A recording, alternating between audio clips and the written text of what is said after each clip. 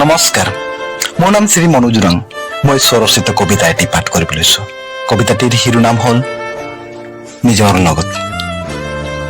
আৰু এটা দিন মই হাৰ পাওঁতে খালী ঠাইলৈ উত্তৰ দিবলৈ কোনো নাই। মনতাই কাণ বন্ধ কৰি দিলে, শান্তিপূৰ্ণ নিজৰ লগত মই। আৰু এটা দীঘলকৈ উশাহ চিন্তাবোৰক বিচৰণ কৰিবলৈ দিওঁ।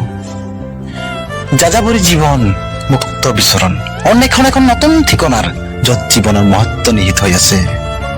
প্ৰকৃতিৰ মাজত খোজবোৰ, নদীৰ প্ৰবাহত জীৱনৰ প্ৰতিফলন হয়। মই নিজৰ লগত শুদ্ধ অশুদ্ধ নিজৰ লগত এটা দিন। অনুভৱবোৰ বিচাৰ কৰিবলৈ কোনো নাই, নতুনকৈ আপ্লুত কৰিবলৈও কোনো নাই। ছয়াময়া টোপনিত সপোনৰ দেশত, ৰাতিৰ নিস্তব্ধতাত মই সতেজ, নৱীকৰণ আৰু উজ্জ্বল হৈ হাৰ পাওঁ নিজৰ লগত এটা দিন। দিনটো শেষ হোৱাৰ লগে লগে মই হাঁহি উঠো, সময়ৰ বাবে কৃতজ্ঞ হৈ। নিজৰ মাজতে কোনো আক্ষেপ নাই, নিজৰ মাজতে এটা দিন। মই অকলশৰীয়া নহয়, মই মোৰ চিৰ জীৱনৰ সহযোগী। ধন্যবাদ।